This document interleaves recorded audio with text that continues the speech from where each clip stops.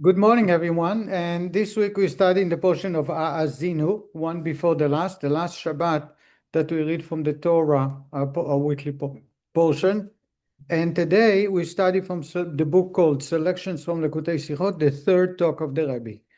Just an introduction. Towards the end of the portion, God instructs Moshe to climb the mountain, Mount Nevo. Until today, the Muslims call it Musa, right? Nabal is mount in Arabic. Nabal Musa, Mount Moshe. And I passed by it. It's close to Jordan. It's in Jordan, actually, but you see it from Israel. And you die as Aaron died. Moshe wanted to die like Aaron, that he climb up the mountain, lie down on a bed, closed his eyes, and that's how he died. And God himself buried him. But the word God is using on that day when he's instructing Moshe to die is using the words in Hebrew, בעצם היום הזה. עצם is the essence. The translation is, I'm reading chapter 32, verses 45 to 48.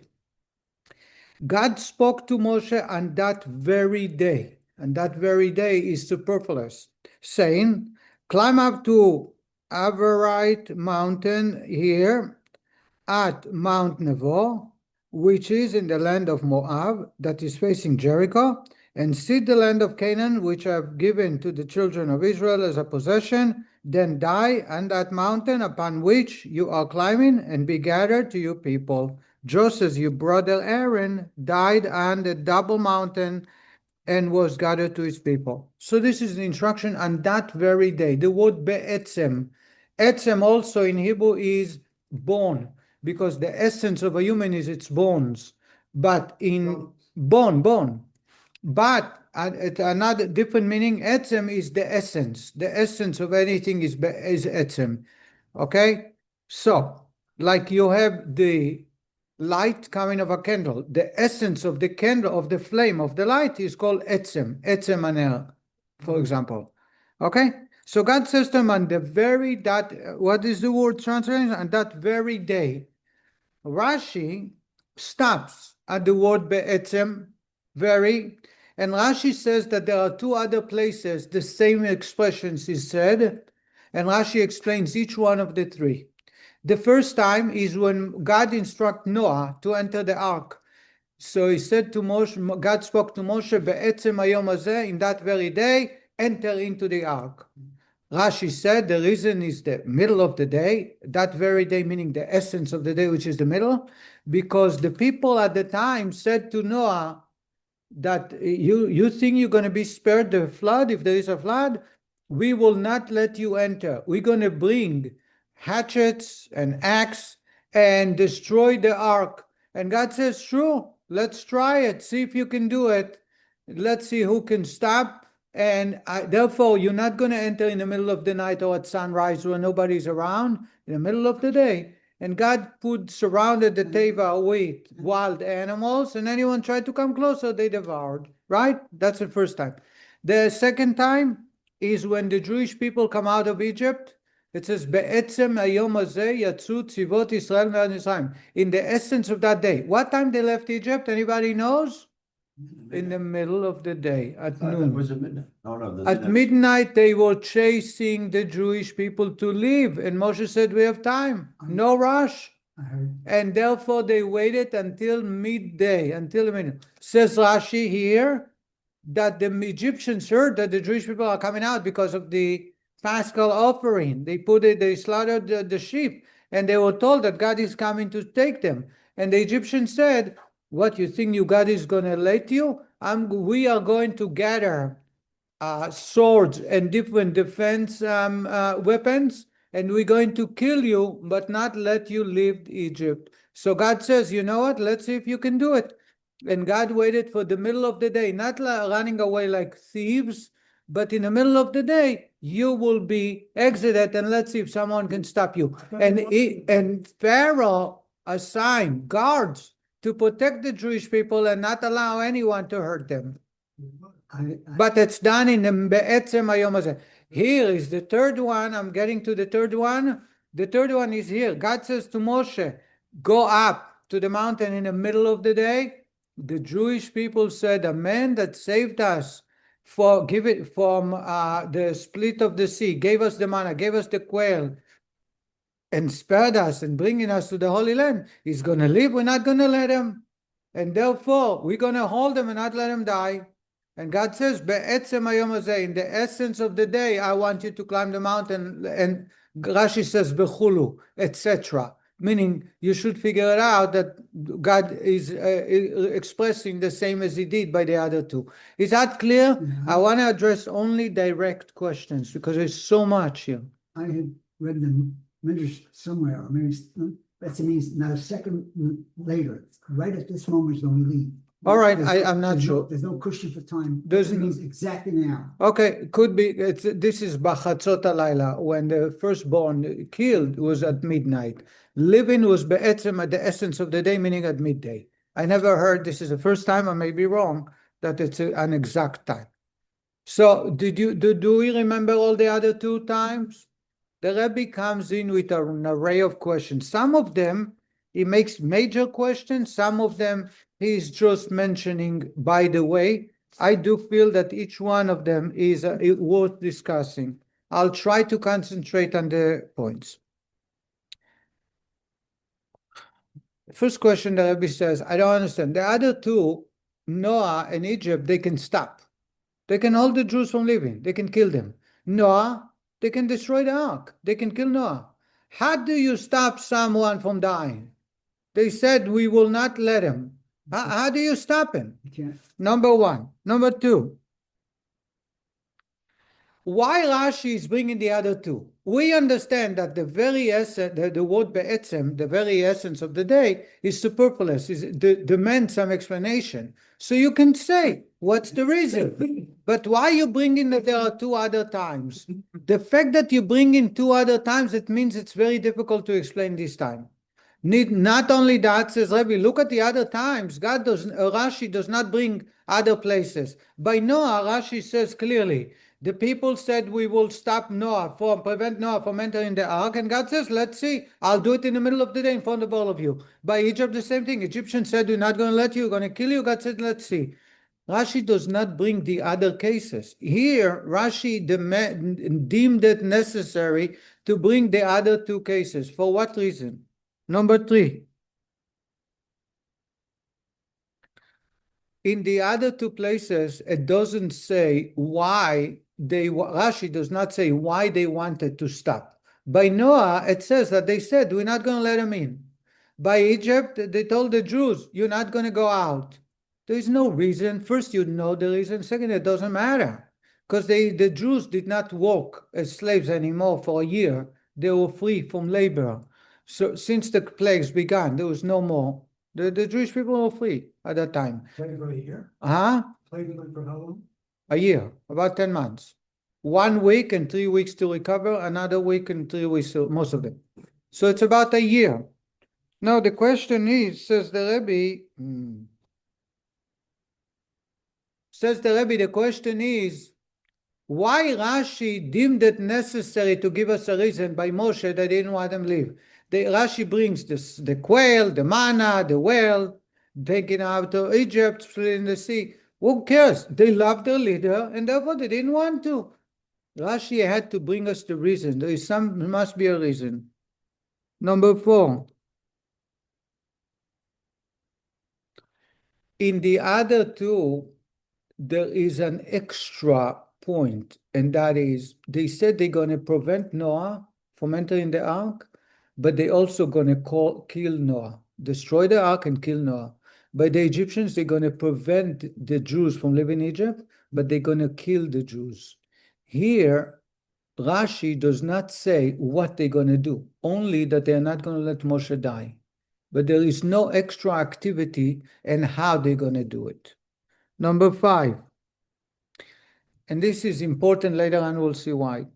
By Noah, Rashi is bringing 2 things that they are prepared to prevent Hashem. One is kashilin, and the other is kardumot. Kardum is axe. Kashilin are spears. spears? No. And says the Rebbe, I don't understand. Axes and hatches. Hatches. Why those two? Why an axe and hatches? Say killing tools, hatches. Say axes, say weapons. By Egyptians, he also brings two. The first is swords, and then all defensive equipments. Why Rashi has to bring those two? By Moshe, it doesn't say what they're going to do. Number 6. Rashi says that the other two, God says, let anyone who is trying to protest or stop me, do it. Here, Rashi does not say that.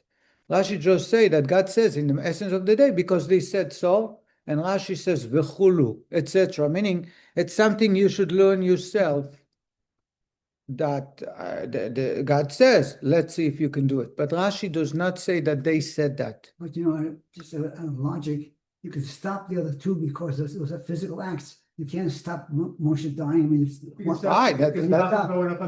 that's the first. That's the first question. How do you prevent Moshe from dying? Number 7. Very good point. Number 7. Rashi brings the list of what Moshe did. He's listing: exiting from Egypt, splitting the sea, manna, quail, well of water, and giving us the Torah. So there are many other things he did. He sweetened the bitter water. He killed Sichon and Og, 2 giants. The Torah, wrote the Torah.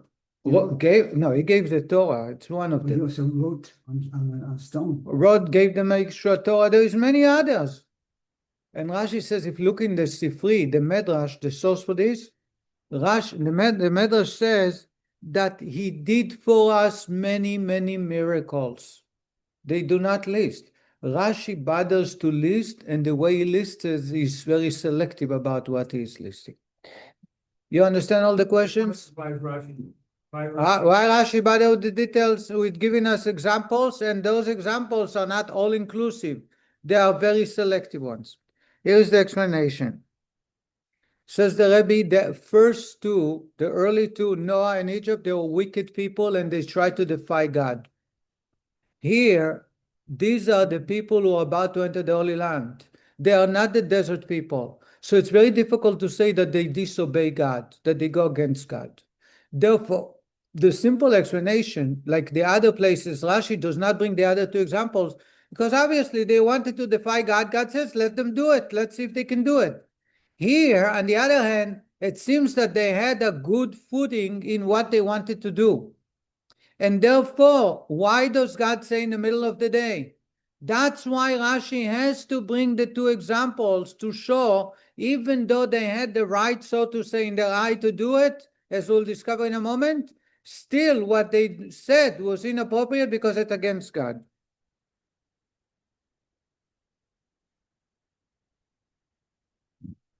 Says the Rebbe, how did they want to prevent? We ask, how can you kill God? How can you prevent from killing? Says the Rebbe, that's the difference between, that will answer a bunch of questions. I'll give one answer that will address 2 or 3 questions sometimes. Says the Rebbe, the other two, God said, in 7 days, the rain will begin. לימים עוד 7, הנני מביא מבול על הארץ. The generation of Noah did not think that God is so perfect.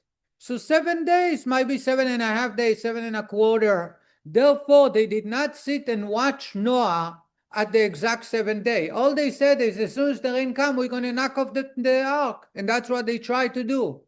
By Egypt, the same thing. God said, I am going to take them out in 7 days. It says over there. After, on Rosh Chodesh, he prepared them 7 days or 3 days before. He said that day, the 14th, they're going to leave. They thought it's going to happen sometimes around that time. And therefore, when they said, we will prepare weapons, as soon as we see that God wants them to leave, we're going to kill them. By Moshe, they knew that God is perfect. And God told, as our scholar Maish said, God tells Moshe, Ale Elai Ahara, come to the mountain. And therefore, every word of God is perfect. So what are they going to do? stop Moshe from going up the mountain. If they are not going to allow Moshe to elevate, to go up the mountain, God is not going to kill him. Why? Unlike the Egyptians in Noah's generation, they knew that this is a prerequisite, a condition in the Moshe's time. And therefore, they're going to stop it. So that's how they're going to stop it. However, they did it out of great care for Moshe for a good reason, as we'll discover. Says the Rebbe, that explains why Moshe, by Noah, Rashi brings two types. We said, the first one is, hatches and axe and hatches. Says the Rebbe, by Noah, in order for them to prevent God from bringing in the flood, they couldn't kill Noah. Because if you kill Noah, there's no reason for God to stop. You move all the stops. They wanted to break the ark, but they also wanted to keep Noah alive. That's why they bring hatches for what? Breaking the ark. Hatches, says Rashi in Shoftim, in the portion of Shoftim, it says Shoftim veShotrim, judges and policemen. Says the Gemara and the Medrash, Rashi brings, what do policemen do? They hold hatches, batons, hatches, kashilin, and they are preventing people from disobeying God. Towards the end, we read about soldiers where they are told if they have a good excuse to leave, they leave, got married, planted vineyard. But after that, the policemen are holding their hatchets and says anyone who's coming back, running away from the front, we're going to break his legs. It's not batons, it's hatches. Kashilin, it's hatches. It can be batons. But the idea is it's not a killing device. Says Rashi, by Noah, says the Rebbe, Rashi tells us that by Noah, they said we're going to use two types of women. Axe, the axe purpose is to break the ark, but we're not going to kill Noah. We're going to beat him up, so he shouldn't build another ark. But we don't want to kill him, because if we kill him, God will destroy the universe anyway. By Egypt, same story. They said garzinim, uklei saif. Garzen is axe, and klei saif is defensive weapons. They said we're going to kill the Jewish people, but they knew if they're going to kill the Jewish people, they will fight back, and therefore they need to defend themselves. And therefore, to prevent the Jews from leaving Egypt, they needed, to kill the Jews, but also to hold back, to fight back. That's why there were two. And that's why Rashi brought two. I want to continue on this, okay? We'll address question. Says the Rebbe, that will explain another part. The reason they wanted to prevent Moshe from going is because they just studied the portion of Bikurim. Bikurim is being grateful to God for allowing us to grow and farm in the Holy Land. You have to bring the first fruit to God. And says Rashi that I am not kfui tova. The Torah tells us that when he brings and the farmer brings fruit and presents it to the Kohen, he says, I am not ungrateful for the kindness of God. Therefore, the first fruit has to be dedicated to God. In other words, there is a mitzvah to be appreciative of good that's done. Moshe, of course, they thank God and they are very appreciative for all he did in the past. However, there were certain things that were still impacting them every single day. And they felt that they are not only indebted, but obligated to show appreciation and thank Moshe. What are they? First, every day we have to say, thank you, God, for taking us out of Egypt, right? Because if not, if God didn't take us, we, our children, grandchildren, will still be enslaved. In other words, Yetziat Mitzrayim is a mitzvah to remember every day. I am thankful to Moshe for taking me out of Egypt. Same is the Torah. Every day you thank God for giving us Moshe's Torah. It belongs to Moshe, Torah Moshe. The same is the manna, they're still benefiting from it. The quail, the well. Says the Rebbe, killing Sichon and Og and turning bitter water into sweet or any other things that he wrote the Torah, it's a one time he did, and they thanked him, they had to.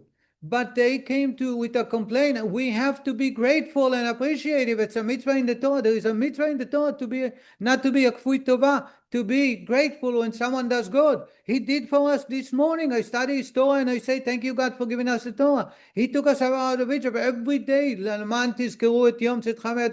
We remember exiting from Egypt every day. Same is the manna and water and the well and the quail. That's why Rashi enumerated, because he explains the reason behind it wasn't to defy God. That's why Rashi said v'chulu. God said let them. God didn't say that. God just respond without saying it. In the previous place, they were wicked people, and God said let them try. Here, they were grateful to God's miracles. They were very thankful to God's miracles, and therefore God says let's. God, that's what they want to do. The Rebbe points out that how can they defy God? God said to Moshe, you have to go up the mountain. How can they go against God? That's why, says the Rebbe, this is a question I didn't bring up. Rashi brings the beginning of the verse. God spoke to Moshe saying, go up the mountain. The Jew says he didn't speak to us, he spoke to Moshe. If he spoke to Moshe, Moshe has to go to the mountain. We're going to hold them because God didn't tell us to let Moshe up. And there is a Jewish law that honors someone who is beyond their capacity, it's beyond their control. Rachamana patre, the Torah excuse a person. If it's beyond my capacity, if the doctor orders me to take medication or not to fast, it's called onus. Onus in Hebrew means beyond my control. To save my life, I have to do whatever it takes.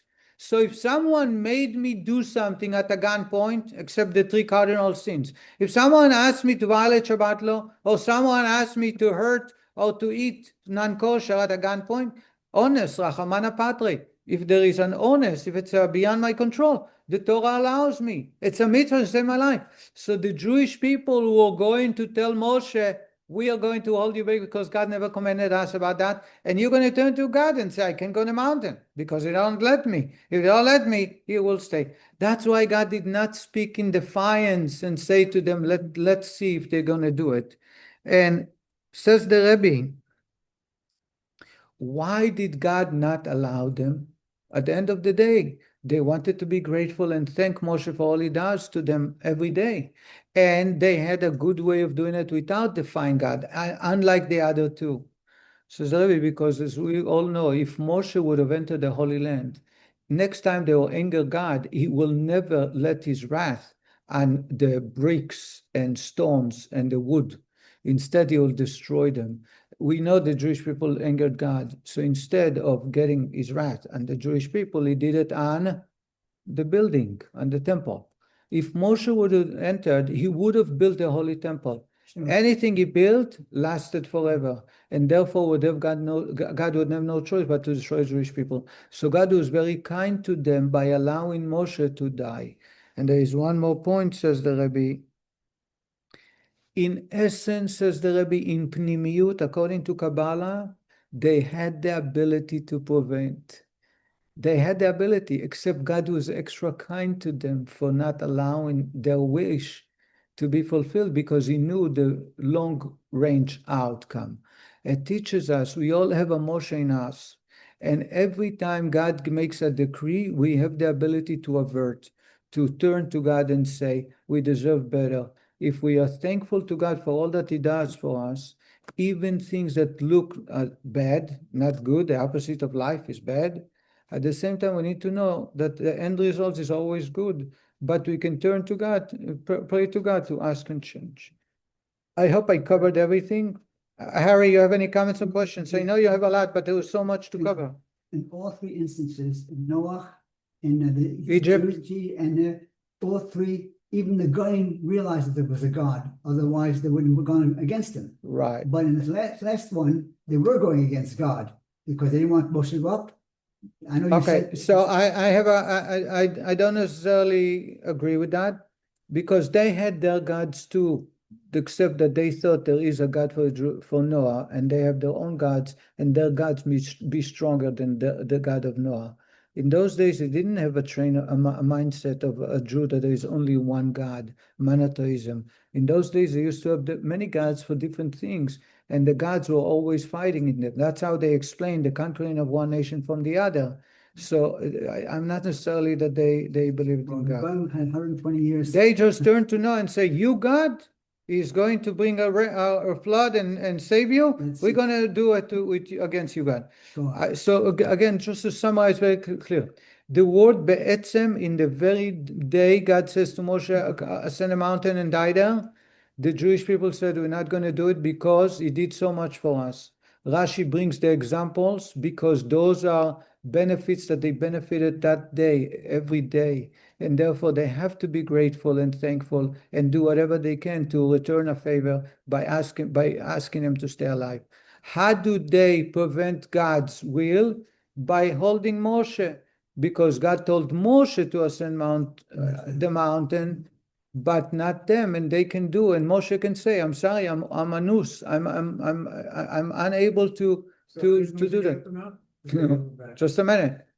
But by Noah and Egypt, God brings those examples because over there they actually defied God and they were going against God, and therefore they had two types of weapons Rashi brings. A, to break the ark. Second, to beat up Noah, but not to kill him. By the Jews, they're going to kill the Jews, but they also are going to defend themselves. Here they didn't. There is no need for anything other to prevent. How? Moshe said, "God said so, and I have to go." And they respected Moshe. They had no choice.